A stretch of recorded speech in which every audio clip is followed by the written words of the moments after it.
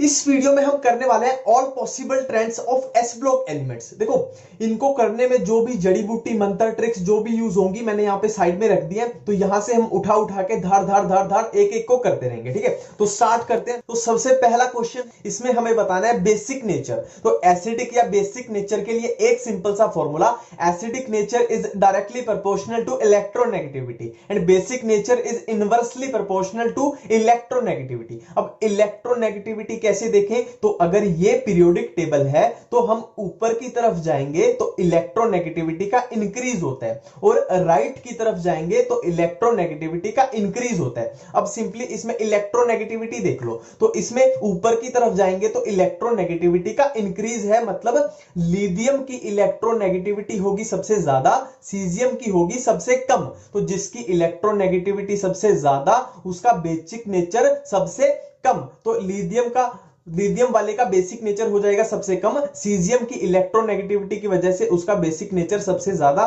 तो ये हमारे पास ऑर्डर बन जाएगा। ठीक है, अब नेक्स्ट क्वेश्चन है थर्मल स्टेबिलिटी। देखो, थर्मल स्टेबिलिटी के लिए सिंपल सा फंडा है कि कटायन या अनायन अगर मोनो एटॉमिक हो तो थर्मल स्टेबिलिटी होगी लैटिस एनर्जी के डायरेक्टली प्रोपोर्शनल, और कटायन या अनायन अगर पॉली एटॉमिक हो तो thermal stability is inversely proportional to polarization. अब इसमें देख लो, यहां पे है OH, OH है एक पॉली एटॉमिक अनायन, तो यहां पे फॉर्मूला लगेगा thermal stability is inversely proportional to polarization. तो पोलराइजेशन को हम क्या देखते हैं, पोलराइजेशन में कैसे देखते हैं, देखो इसको अभी भूल जाओ, ये बाद में करेंगे। Polarization is directly proportional to charge. ठीक है, polarization is directly proportional to charge. इससे आंसर आया तो ठीक, वरना हम चलेंगे आगे। पहले देखते हैं इसमें चार्ज। अब इसमें देखो, lithium, sodium, potassium, rubidium, caesium सब में चार्ज बराबर है, पॉजिटिव पॉजिटिव पॉजिटिव पॉजिटिव। ठीक है, अब देखते हैं हम OH का चार्ज, तो OH सब में कॉमन है, तो हमारा आंसर चार्ज से तो आ नहीं रहा। अब हम देखेंगे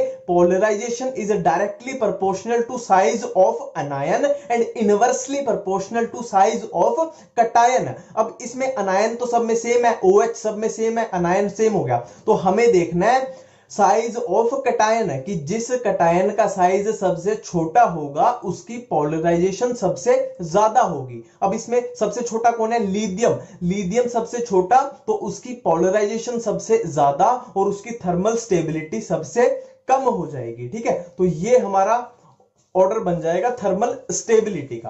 अब नेक्स्ट फिर से क्वेश्चन है थर्मल स्टेबिलिटी का। अब हमने क्या देखना है, मोनो एटॉमिक अनायन या कटायन है या पॉली एटॉमिक है। तो इसमें देख लो, लिथियम, सोडियम, रुबिडियम, ये पोटेशियम, सीजियम, ये सारे हो गए मोनो एटॉमिक, और हाइड्रोजन भी है मोनो एटॉमिक। तो यहां पे फॉर्मूला लगेगा कि thermal stability is directly proportional to lattice energy, और लैटिस एनर्जी क्या होती है, directly proportional to charge and inversely proportional to size.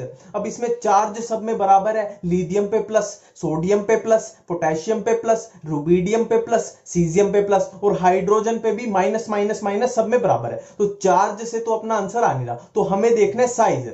जिसका साइज सबसे कम उसकी लैटिस एनर्जी सबसे ज्यादा, मतलब लिथियम वाले की लैटिस एनर्जी सबसे ज्यादा और डायरेक्टली प्रोपोर्शनल है, तो थर्मल स्टेबिलिटी हो जाएगी सबसे ज्यादा। तो ये ऑर्डर आ जाएगा, लिथियम हाइड्राइड, सोडियम हाइड्राइड, ये एल्कली मेटल के हाइड्राइड्स की थर्मल स्टेबिलिटी का ऑर्डर आ गया। ठीक है, अब नेक्स्ट क्वेश्चन देखो, ये साइज वाले मैंने जान के साथ में किए ताकि इनमें आपको कंफ्यूजन ना हो। देखो, साइज का जनरल ऑर्डर क्या चलता है, कॉमन ऑर्डर, कि हम नीचे की तरफ आते हैं पीरियोडिक टेबल में तो साइज इंक्रीज होता है, और राइट से लेफ्ट की तरफ जाते हैं तो साइज इंक्रीज होता है। तो एक बात तो हमें सिंपल सी पता है कि लिथियम होगा सबसे छोटा और सीजियम होगा सबसे बड़ा, पर यह बात है आउटसाइड वाटर। जब आपको कुछ ना बोला जाए क्वेश्चन में, या गैसियस स्टेट बोला जाए या पानी के बाहर बोला जाए, तो साइज का ऑर्डर लगाना है ये, मतलब सीजियम सबसे बड़ा और लिथियम सबसे छोटा।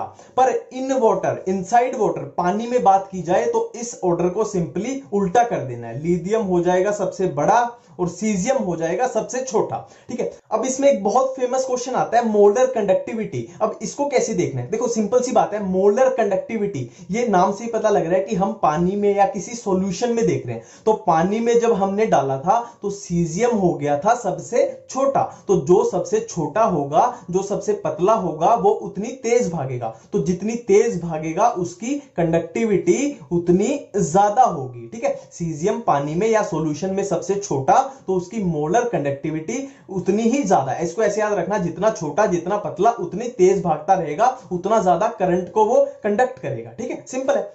अब यहां पे है आयनाइजेशन पोटेंशियल, ये बहुत सिंपल है। आईपी, आईपी का ऑर्डर क्या चलता है पीरियोडिक टेबल में, ये कॉमन ऑर्डर है। ऊपर की तरफ जाएंगे तो इंक्रीज और राइट की तरफ जाएंगे तो भी इंक्रीज होगा। ठीक है, तो यहां पे ऊपर की तरफ जाएंगे तो इंक्रीज होगा, मतलब ये लिथियम का मैक्सिमम और सीजियम का सबसे कम।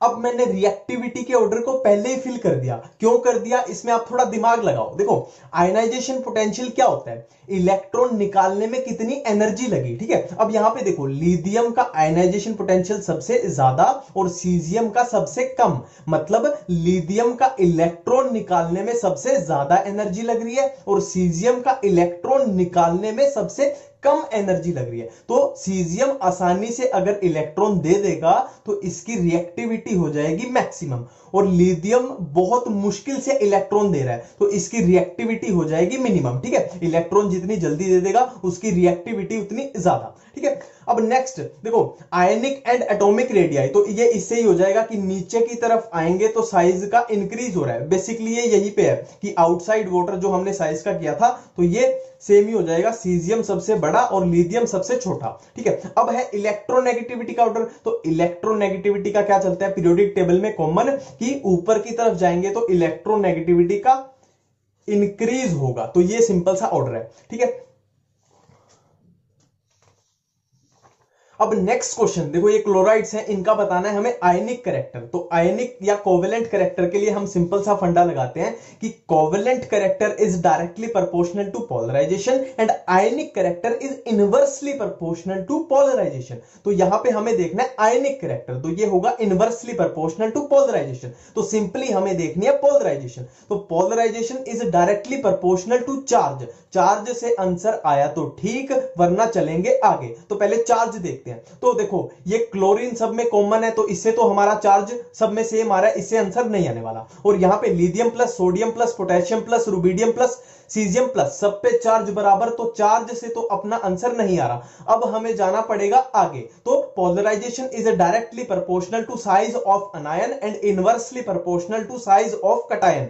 देखो, मैं हर चीज को बार बार बोल के जानबूझ के बता रहा हूं ताकि आपको याद हो जाए, नहीं तो मैं पागल नहीं हूं। सिंपली इसको ऐसे दिखा के भी डायरेक्ट मैं ऑर्डर भी बना सकता हूं, वीडियो भी छोटी बनेगी। ठीक है, पर मैं जानबूझ के चिल्ला चिल्ला के बार बार इनको मैं बता रहा हूं ताकि आपको ये साथ में ही याद हो जाए। ठीक है, तो अभी सिंपली हमें देखना है कि ionic character is directly proportional to size of cation. अब इसमें साइज देख लो, सीजियम का साइज सबसे बड़ा, लिथियम का सबसे छोटा, तो आयनिक कैरेक्टर सीजियम का हो जाएगा, सीजियम वाले का हो जाएगा सबसे ज्यादा, सीजियम क्लोराइड का। ठीक है, अब नेक्स्ट में हमें देखना है कोवेलेंट कैरेक्टर। तो covalent character is directly proportional to polarization, polarization is directly proportional to charge. तो चार्ज सब में बराबर है, क्लोरीन पे माइनस, ब्रोमीन पे माइनस, आयोडीन पे माइनस, लिथियम पे बराबर है, लिथियम सब में कॉमन है तो इस पे बराबर है। अब हमें देखना है, चार्ज से आंसर नहीं आया तो हमें चलना है आगे। ठीक है, फिर से मैं बोल रहा हूं, मैं बार बार चिल्ला के बताऊंगा हर चीज को। ठीक है, अब covalent character is directly proportional to size of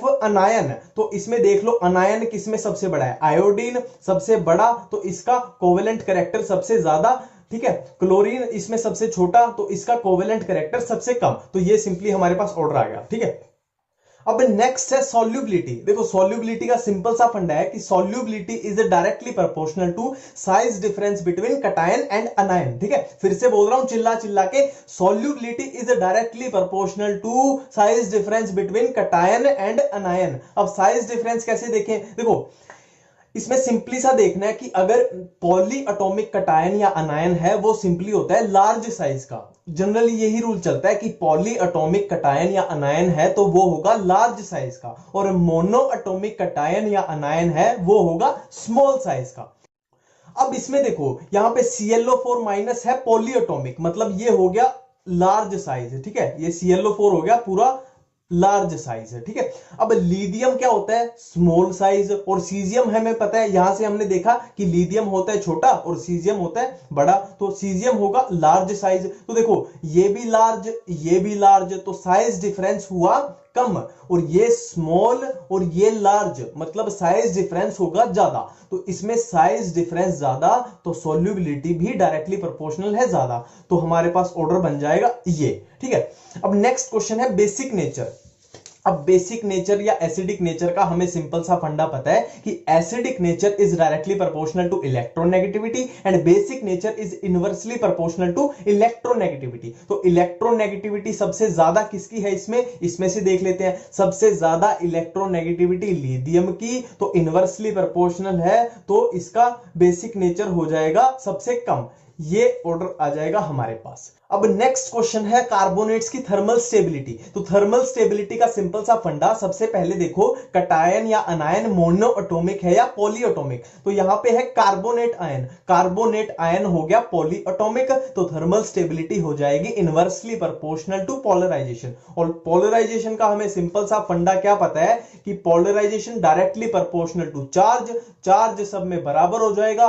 फिर चार्ज से आंसर नहीं आया तो हम चलेंगे आगे। तो इसमें कार्बोनेट मतलब अनायन सब में बराबर, तो आंसर आएगा हमारा साइज ऑफ कटायन से। तो लिथियम सबसे छोटा, तो उसकी पोलराइजेशन सबसे ज्यादा, तो उसकी थर्मल स्टेबिलिटी सबसे कम, ठीक है, सिंपल है। सीजियम सबसे बड़ा, सीजियम का साइज सबसे बड़ा, तो उसकी पोलराइजेशन सबसे कम और इनवर्सली प्रोपोर्शनल है, तो थर्मल स्टेबिलिटी सीजियम वाले की सबसे ज्यादा, लिथियम वाले की सबसे कम। यार ये तो बेसिक है, आप भी कर सकते हो इनवर्सली डायरेक्टली, ये तो मैं बार बार नहीं बताऊंगा, मतलब कॉमन सी चीज है। डायरेक्टली इनवर्सली तो आपको करना आता ही होगा, ठीक है। अब नेक्स्ट क्वेश्चन है थर्मल स्टेबिलिटी ऑफ बाइकार्बोनेट्स। तो थर्मल स्टेबिलिटी का कोई भी क्वेश्चन आते ही हमें देखना है कि कटायन या अनायन मोनो एटॉमिक है या पॉली एटॉमिक। तो यहां पे देखो HCO3- ये है पॉली एटॉमिक। तो पॉली एटॉमिक कटायन या अनायन के लिए thermal stability is inversely proportional to polarization. बार बार बोल रहा हूं, याद रखना, ठीक है। Thermal stability is inversely proportional to polarization. और पोलराइजेशन हम कैसे चेक करते हैं, polarization is directly proportional to charge. अब इसमें चार्ज सब में बराबर है, तो चार्ज से आंसर ना आए तो हम चलेंगे आगे। तो इसमें आंसर किससे आएगा, साइज ऑफ कटायन से। अब लिथियम सबसे छोटा, तो उसकी पोलराइजेशन सबसे ज्यादा, तो थर्मल स्टेबिलिटी सबसे कम। सीजियम सबसे बड़ा, सीजियम का साइज सबसे बड़ा, पोलराइजेशन सबसे कम और थर्मल स्टेबिलिटी इनवर्सली है, तो ये हो जाएगी सबसे ज्यादा। तो ये ऑर्डर बन जाएगा हमारे पास, ठीक है। अब यहां पे कंप्लीट हुआ हमारा ग्रुप 1। अब हम स्टार्ट करेंगे ग्रुप 2। तो इसमें पहला question atomic and ionic size. तो एटॉमिक एंड आयनिक साइज के लिए सिंपल सा यही फंडा, नीचे की तरफ आएंगे तो साइज का इंक्रीज होगा, तो ये सिंपल है। आईपी एंड ईएन ये वाला लगा देंगे कि ऊपर की तरफ जाएंगे तो IP and EN ionisation potential and electronegativity का इंक्रीज होगा, ये सिंपल है। अब देखो इनको देख के डरना नहीं है, ये मैंने एक पैटर्न पे लिखे हैं। ये 3 क्वेश्चन है सॉल्युबिलिटी के। सॉल्युबिलिटी किसकी, पहले कार्बोनेट्स की, फिर सल्फेट्स की, फिर नाइट्रेट्स की। और ये है थर्मल स्टेबिलिटी, तीनों थर्मल स्टेबिलिटी। फिर सेम ऑर्डर में लिखे हैं कार्बोनेट्स, सल्फेट्स और नाइट्रेट्स। तो सॉल्युबिलिटी का हमें सिंपल सा फंडा पता है कि solubility is directly proportional to size difference between cation and anion. अब साइज कैसे देखना है, तो मैंने बोला था कि जनरली जो पॉली एटॉमिक हैं वो होंगे लार्जर साइज और मोनो एटॉमिक हैं वो होंगे स्मॉलर साइज। तो देखो इसमें कार्बोनेट भी पॉली एटॉमिक है तो ये भी लार्जर, सल्फेट भी पॉली एटॉमिक है तो ये भी लार्जर, और नाइट्रेट भी पॉली एटॉमिक है तो ये भी लार्जर। तो ये हम फर्स्ट और लास्ट पे लिख देते हैं, बाकी हमारा ऑर्डर अपने आप बन जाएगा, ठीक है।